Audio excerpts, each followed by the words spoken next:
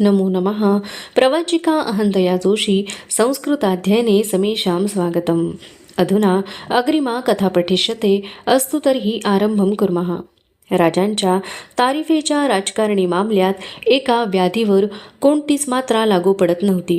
ती व्याधी होती जंजिरेकर हशब्यांची.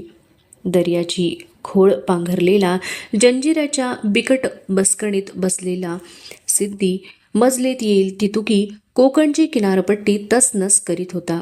दस्त होईल तेवढी कुणबी रियाया दर्यावरून राजरोस लुटून नेऊन गुलाम करून त्यांचा दूरदेशी विक्रा मांडित होता. आपल्या मुलखाला पारखे होताना आक्रोशणाऱ्या या देशीच्या आसामीच्या डोळ्यातून कोसळलेल्या आसवांनी दर्याचे खारेपण निबर केले होते. दर्याला त्याची खसखससुद्धा पर्वा नव्हती. ती वाटायला सर्जा राजा पाहिजे होता. राजांनी हे सारे हेरले होते. रघुनाथ बल्लाळत्र्यांना राजांनी जंजिऱ्याच्या दर्या रंगविण्याचा विडा दिला. त्यांच्या कोमकेला मायनाक भंडारी, दर्याचा रंग दौलत खान हे दर्यांचे खासे फर्जंद नामजात करून दिले. अत्र्यांनी दंडराजपुरीचा किनारा मारून जंजिऱ्याला मोर्चे घातले. अत्रे शर्थीने भांडले. दोन्हीकडचे कैक धारकरी पडले, पण जंजिरा दस्त झाला नाही. राजांनी सिद्ध्यावर काढलेली सासवडी मात्र लागू पडली नाही. हा सल राजांना फार रुतला. सह्याद्रीच्या शिवाला अशा कैक सलांचे विष पचविणे पडतेच. आता सईबाईंना पुरंदरावरून हलविणे भागच होते. बाळांत व्याधीने बाळराजांना सईबाईंच्या पदरापासून तोडले होते. मोठ्या निकराने वरच्या दुधावर जिजाबाईंनी शंभू बाळाचे रडणे थोपवले होते. काय करावे या विचाराने जिजाबाई पावसाळा सरण्याची वाट पाहत होत्या. कबीला राजगडाकडे आणण्याबद्दल राजांचा सांगावा आला होता. चांगला दिवस पाहून जिजाबाईंनी सईबाई पुतळाबाई यांच्यासह पुरंदर सोडला. मेणे राजगडाच्या वाटेला लागले. बाळराजांना खांद्यावर घेऊन भोई तुडवू लागले. बाळ शंभू राजगडाकडे चालले. किल्ले राजगड गडांच्या राजाच्या बैठकीचा गरुडी कडा, सुवेळा माचीचा शेपटा पेलून पद्मावती आणि संजीवनी माचीचे पंख पसरून उडत्या पावित्र्यात खडा असलेला अस्मानी पक्षी, गणपती, पद्मावती, मारुती, कालेश्वरी, जान्हवी, ब्रह्मदेव या देवदेवतांच्या रावळांची शिखरे, स्वर्गाच्या पायरीला भिडणारी 12 मावळातील उच्चासनी पंढरी, राजांच्या मर्मबंधाच्या कैक यादगिरी जपून ठेवणारी कातळी कुप्पी, किल्ले राजगड डोळ्यांच्या बाहुल्यात आला. मेण्यांना सामोरे येण्यासाठी खासे राजे गड उतार झाले होते. त्यांच्याबरोबर शामराव रांजेकर, वासुदेवपंत हणमंते, प्रतापराव सिलीमकर, सिदोजी थोपटे अशी मंडळी होती. पुढे होत आपली गर्दन झुकवून राजांनी आऊसाहेबांना मुजरा घातला. आपली निमुळती सडक बोटे त्यांच्या हाती देऊन त्यांना मेणा उतार व्हायला आधार दिला. मागच्या मेण्यातून बाळराजांसह उतरलेल्या सईबाईंच्यावरून कुणीतरी कुणबीन जिथं कोंबडं उतरत होती. सईबाईंच्या सुकल्या देहाकडे आणि घरंगळणाऱ्या कांकणांकडे पाहताना राजांच्या आपल्या काळजात मासळी सरकल्याचा भास झाला. सोनबाईंचा मेणा पद्मावतीवर जाऊ द्या. आम्ही तुमच्या संगती पायीच निघू राजे. पाय आणि मन दोन्ही मोकळे करणे आहे. जिजाबाई सईबाईंच्या मेण्याच्या भुयांकडे पाहत म्हणाल्या. सईबाई पुतळाबाई पुन्हा मेण्यात बसल्या. त्यांचे मेणे गडाच्या वाटेला लागले. जिजाबाईंच्या सावलीवर नजर जोडीत राजे त्यांच्या मागून चालले. जिजाऊ बोलत होत्या. राजे फक्त ऐकत होते. राजगडावरच्या खाजगीच्या महालात जिजाबाई बसल्या होत्या. सईबाई सोडून राजांच्या सर्व राण्यांचा राणीवसा समोर उभा होता. भोवती जळणाऱ्या चिराखदानांवर काजळी ताटल्याने ज्योती मंदावल्या होत्या. त्यांच्या वाती कुणीतरी सरशा करायला पाहिजे होत्या. राजगडाचा सारा हालहवाल विचारून होताच जिजाबाईंनी मनातील हेत उभा केला. थोरल्या सुनबाईंना जडूनही ती व्याधी जडली. बाळराजांचा पदर त्यांना तोडावा लागला. शंभू बाळांना दुधास लावणे हा पेच आहे. जिजाबाई शांतपणे बोलल्या. राणीवसा खाली मान घालून त्याहून शांत उभा होता. धाकल्या सोनबाई, बोला काही मसलत सुचवा. जिजाबाईंनी सोयराबाईंच्या चंद्रकळी शालूवर आपली नजर जोडीत त्यांना विचारलं, आम्ही काय मसलत बोलावी? आऊसाहेब करतील ते कोण करणार? सोयराबाईंनी पदर नीट केला. त्यांच्या शालूवरचे जरीबुट्टे लख्खन उजळले. ते तर आम्ही करूच, तुम्हास काही सुस्त तर ऐकावं, हा आमचा मनशा. जिजाबाईंचा शांतपणा तसाच होता. फक्त पुतळाबाईंनी एकदा नजर उचलली. त्यांना काहीतरी बोलायचे असावे, पण समोरच्या काजळी ताटल्या ज्योतीवर नजर पडताच त्या थांबल्या. आपली नजर त्यांनी पायगती टाकली. असहाय्यपणे काही क्षण तसेच गेले, सुन्न शांततेत. या साऱ्या जणी जिजाबाईंनी साऱ्यांना जाण्याची इशारत केली. पुतळाबाई, तुमच्या स्वारीला आम्ही याद केल्याची वर्दी द्या आणि थोरल्या सोनबाईंकडे एक जाड पोताचं कांबळं पाठवून द्या. पाठमोऱ्या पुतळाबाईंना जिजाबाई बोलल्या. जी.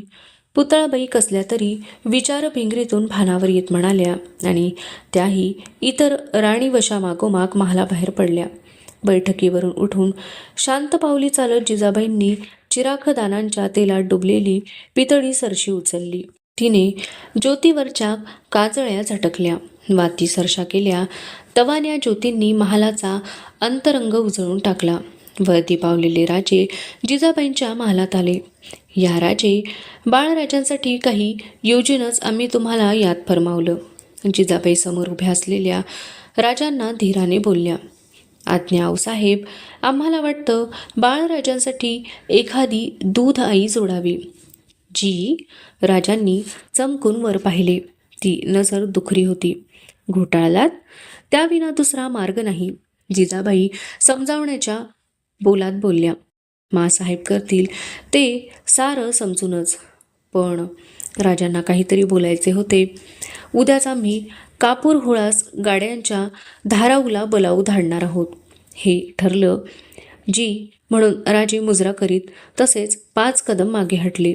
ते महालाबाहेर पडत असताना मागून अतिशय ओथंबलेली साद आली. तिने राजांना उंबरठ्यातच जखडून टाकले. राजे, तुमचं बोलणं तसंच मनी ठेवून चाललात. आम्ही ते जाणतो. शांतपणे ऐका. तुमच्या एकाही राणीसाहेबांचा पदर बाळराजांना जवळ घेण्याएवढा मोठा नाही झाला, पण राजे असले पेच उरात लपविता लपत नाहीत. आम्ही तुमच्या आऊसाहेब आहोत. राजांना मागे वळून बघवत नव्हते. चढावल्या पावलांनी त्यांनी समोरचा उंबरठा ओलांडला. अवघ्या गुंजन मावळ खोऱ्यावर कुसळी गवताची कुरणे उठली होती. रानवाऱ्याबरोबर ती आपल्या लुसलुशा अंगावर लाटा उठवीत होती. त्या लाटा सरकत सरकत सभोवतीच्या खड्या चढणीच्या कड्यांच्या पायथ्याशी जाऊन मुरत होत्या. आभाळात तरंगणाऱ्या एका घारीने कोंबड्याच्या पिलांचा सासूद घेऊन खाली झेपावताना एक कर्कश शीळ भरली.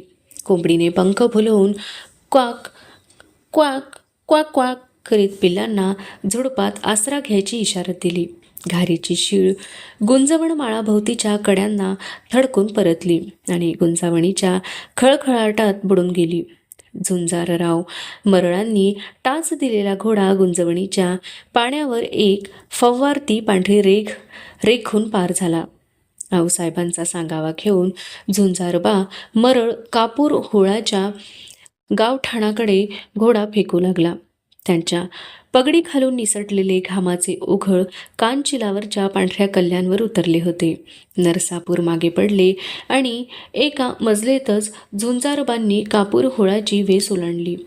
गाड्यांच्या दगडी चिरेबंदी वाड्यासमोर पाय उतार होऊन त्यांनी घोड्याच्या पाठीवर एक थाप दिली. पिंपरणीच्या झाडाला घोडे ठाण केले.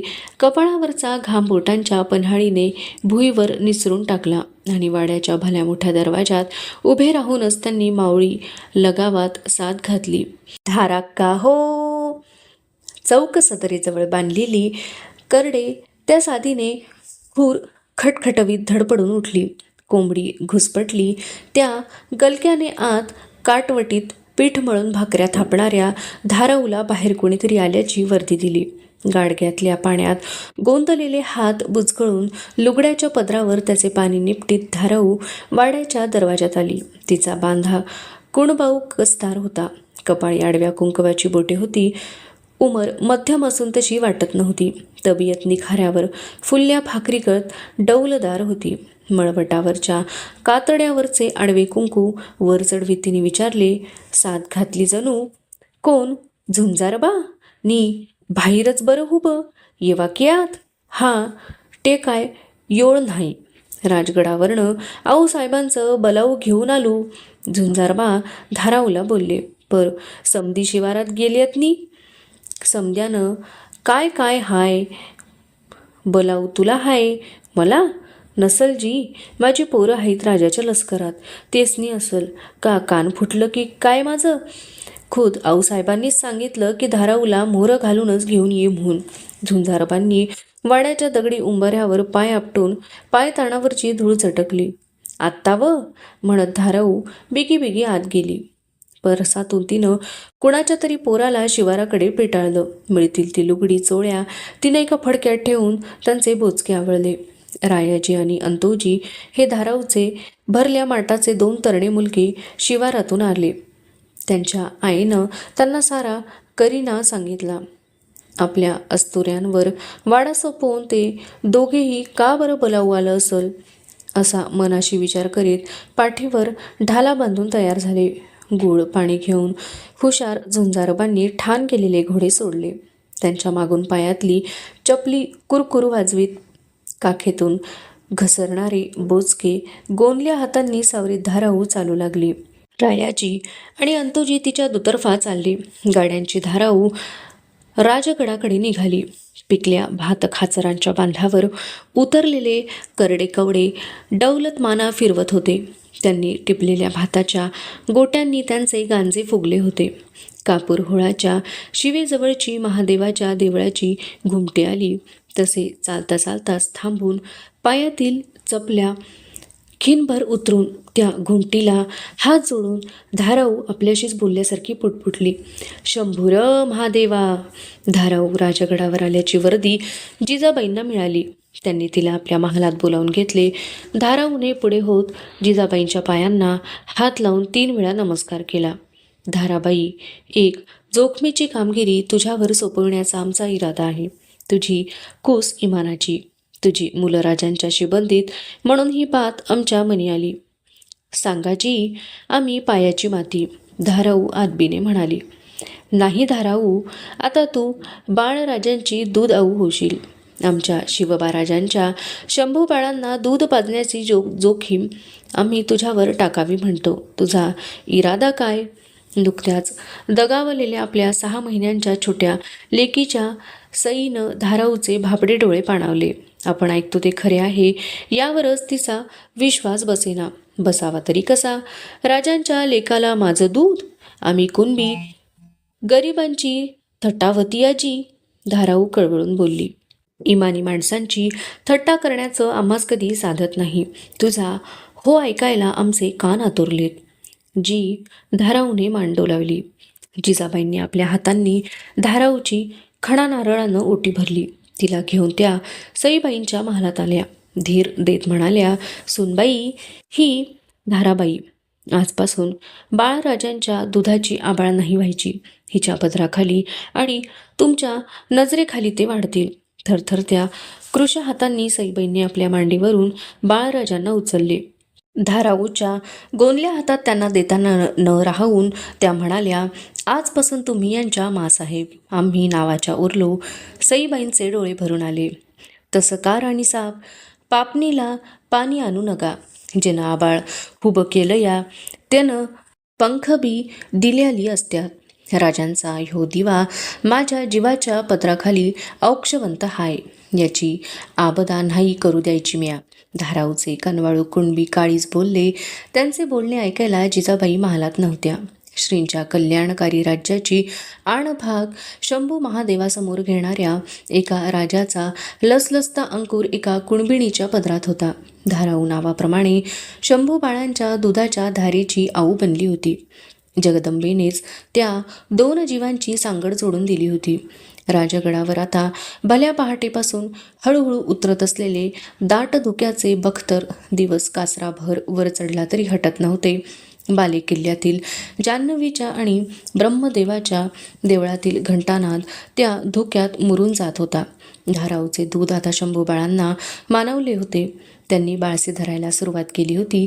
राजांचा ल्योक आपल्या पदराखाली पितो आहे या जाणीवेने कधीकधी धाराऊचा पानाचा ऊरलोट एवढा उफाळून येत होता की बाळराजांचे पोट भरले तरी तो ऊर बंद होत नव्हता. मग धाराऊ सारे वरकड दूध एक थेंबही खाली न सांडता फडक्यात टिपून घेत होती. लगलगा सईबाईच्या हमामखान्यात जाऊन ते फडके पाण्याने खळाळून धुवून टाकत होती. तिची ती सारी धडपड बघून एकदा सईबाईंनी तिला विचारलीही, धाराबाई, एवढ्या लगबगीनं हमामखान्यात का जाणं होतं तुमचं? सरकार अंगाच्या दुधाला मुंगी डसू नये, मुंगी डसली तर दूध कमी होतं नवं, असा जाब धाराऊने मुखभर हसत दिला. तो ऐकताना सईबाई मात्र खिन्नपणे स्वतःशीच हसल्या. कसलीही मुंगी न डसताही दूध कमी होतं धाराबाई, असे त्यावेळी त्यांना बोलावेसे वाटले, पण त्यांनी ते आपल्या ओठातच ठेवले. या कशाचीच कल्पना नसलेल्या शंभूराजांच्या अंगावर मात्र कुणबी घुंची, हातात त्याच घाटाच्या मनगट्या, बितल्या आणि पायात तांब्याचे वाळे धाराऊने चढवले होते. गळ्यात गंडा दोरा आणि दंडात ताईत बांधून टाकला होता. तिच्या मावळी भाबड्या मनाला वाटत होतं की राजांच्या या अंकुराला कुणा पाप्याच्या बदनजरची काळी मुंगी कंदीबीर डसू नये. राजगडावरची चावरी थंडी सोसवेना म्हणून जिजाबाईंनी सईबाईंना गड पायथ्याच्या शिवापट्ट्यांच्या महालात आणून ठेवले आणि खाशा जिजाबाई स्वयंभू शिवलिंगाचे दर्शन घेण्यासाठी प्रतापगडाकडे कूच झाल्या होत्या. मकर संक्रांतीपर्यंत आदिलशाहीच्या अंगावर काटा फुलविणारे शिवाजीराजे आता शिवापट्टणात आले होते. शिवापट्टण हे राजांच्या हुजुराती पागेचे ठाणे. मुलुखगिरीत दस्त झालेली घोडी महम्मद सैस या नजर तय्यार अरबी घोडे पारेख्याच्या ताब्यात इथे रुजू व्हायची. महम्मदचे धिप्पाड मोत्तद्दार त्यांच्या चौकावर तापल्या लोखंडी साच्याचे डाग द्यायचे. या डागांनी उठविलेल्या निशाणीच्या खुणेमुळे हे घोडं शिवाजीराजांचं असं ओळखू यायचं. राजे शिवापट्टणात आले तेव्हा पागेत घोड्यांना डाग देणं चालू होतं. चौकावर डाग घेणारी घोडी विचित्र आवाजात विवळून खिंकाळत होती, कारण हे आवाज नेहमीच्या खिंकाळण्याचे नव्हते. राजांनी महम्मद सईसला सदरीला बोलावून घेतले. पागेच्या निगराणीचा कुल जाप्ता कसा आहे याचा करिणा त्यांनी महम्मदला विचारला. बोलो सईस, घोड़ों का हाल क्या है? जी हुजूर, करीबन सब कुछ ठीक है, लेकिन कुछ ऐबी घोड़े पागों में शरीक हुए हैं. मेरी अर्जी है वे बेचे जाय. महम्मदने जबाब दिला. राजांच्या तुफान मुलखगिरीत हाती लागलेल्या घोड्यात खुराजवळ पांढऱ्या रंगाचे चट्टे असलेले काही ऐबी म्हणजे अपशकुनी घोडे होते. ते विकून टाकावेत असा सलाह सईसने पेश केला होता. राजे क्षणभर विचारात पडले, मग एकदम प्रसन्न होऊन बोलले, नहीं सैस, हम घोड़े नहीं बेच सकते. एक तो कोई भी जानवर समझकर ऐबी घोड़ा नहीं खरीदेगा. ऐसे ऐबी घोड़े हमारे नए हमशकों की सवारी की आदत डालने के लिए रख देना. राजांनी मार्ग सुचविला.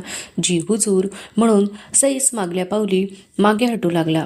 त्याची गर्दन वर येताच राजे छातीवरच्या माळेतील कवड्यांवरून हात फिरवीत सईसला म्हणाले, और देखो सईस, भगवान की बनाई कोई वस्तू हम ऐबी नहीं मानते.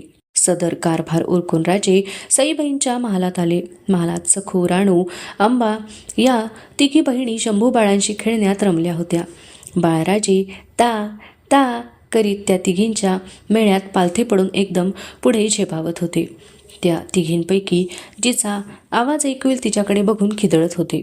मध्येच थांबून बिछायतीवरचे रंगीत बुट्टे आपल्या चिमुकल्या बोटांनी बिछायतीतून बाहेर उकलून काढण्याची कोशिश करीत होते.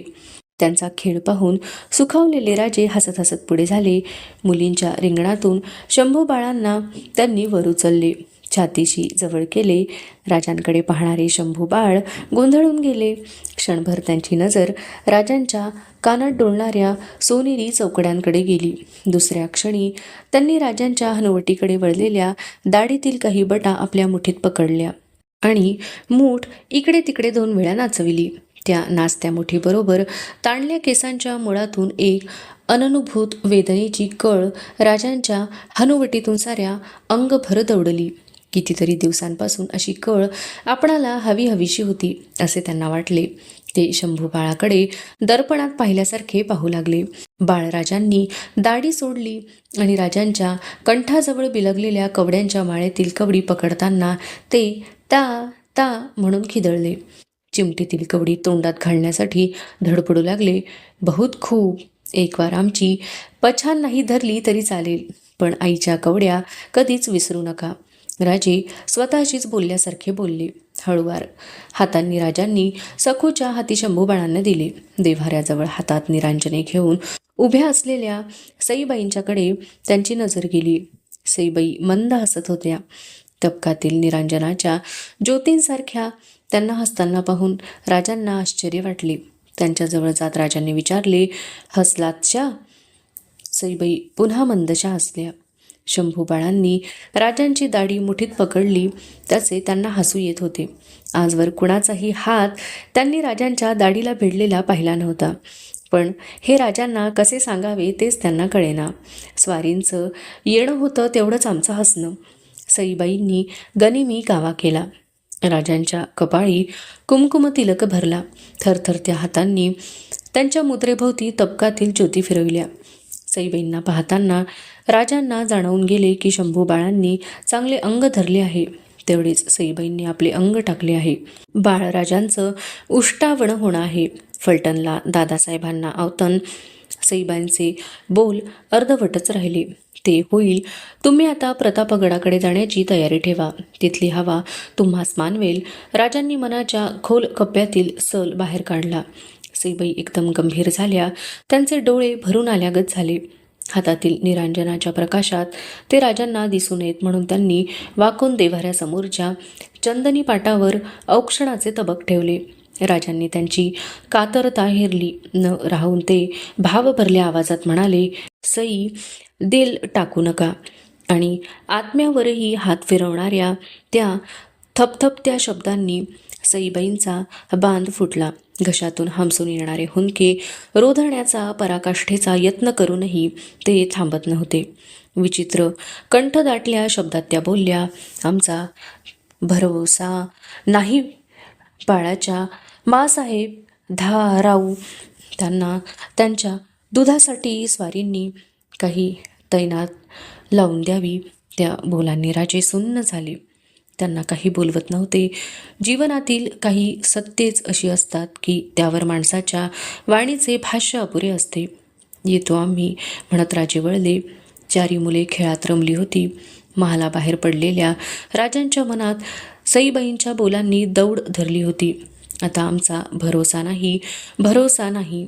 आणि कुठून तरी अगदी खोल दरीतून यावा तसा एक आवाज त्यांना ऐकू येऊ लागला. सैतान की बनाई सबसे ऐबी वस्त मौत है सैस. नेताजीराव, आबाजी महादेव, येसाजी कंक यांच्या संगती राजे राजगड चढू लागले. गडाच्या पाली दरवाजातून पालखी पार होताना नौबत दुडदुडली. तिच्या आवाजाने पद्मावती माचीवरच्या निशाण बारदारांना आपोआप इशारत मिळाली. त्यांनी लगबगीने निशाण चौथऱ्यावर भगव्या जरीपटक्याचा ध्वजदंड उभा केला. पालखीत बसूनच राजांनी पद्मावती माचीवर आपली नजर जोडली होती. क्षणात त्यांना आभाळाच्या निळ्याशार टाक्यावर डोलणारा जरीपटक्याचा लहान भगवा राजहंस दिसू लागला.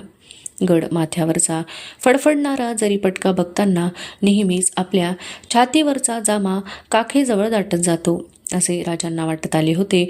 आत्ताही त्यांना तसेच वाटले. छातीजवळ उजव्या हाताची बोटे नेत त्यांनी गडमाचीवर डोलणाऱ्या भगव्या राजहंसाला पालखीतूनच वंदन केले. गडावरची पद्मावती, संजीवनी आणि सुवेळा या तिन्ही माचांवरून गेले 8 दिवस नवनव्या आसामी वाहत होत्या. राजांनी थैली स्वार धाडून साऱ्या खाशांना राजगडावर पेश होण्याची फरमाने दिली होती. कान्होजी जेधे, मोरोपंत पिंगळे, मानाजी भोसले, सोनोपंत डबीर, तानाजी मालुसरे, रघुनाथ बल्लाळ अत्रे, बाजी सर्जेराव, निळोपंत आणि रामचंद्रपंत बहुलकर, संभाजी गावजी, सुभानजी इंगळे, सारी मंडळी जरोरीने गड दाखल झाली होती आणि साऱ्यांना बलवून धाडण्यात राजांचा काय मनसुबा असावा याची खलबते करीत होती. राजांची पालखी पद्मावती माचीवरच्या सदर महालासमोर ठाण झाली. राजांना साऱ्यांनी अदब मुजरे घातले. हे मुजरे आपलेसे करताना राजांची उभट मुद्रा उजळून निघाली. दौडीत ठिकठिकाणी भेटणारी मंडळी आज इथं राजगडावर एका जमावात सर्वांसह माचीच्या सदर महालाकडे जात असतानाच राजांनी प्रमुख तट सरनौबत सिदोजी थोपट्यांना सदर दरबाराचा बेत सांगितला. वासुदेवपंत हणमंतेंना मरातबाच्या साजाची सरपोसबंद तबके सिद्ध करण्याची सूचना दिली. श्री सांबाचे आणि पद्मावती देवीचे दर्शन घेऊन आलेले राजे सदर बैठकीवर सुखावले. सर्व मंडळींना त्यांनी बसण्याची हाताची इशारत केली. सदर बसली.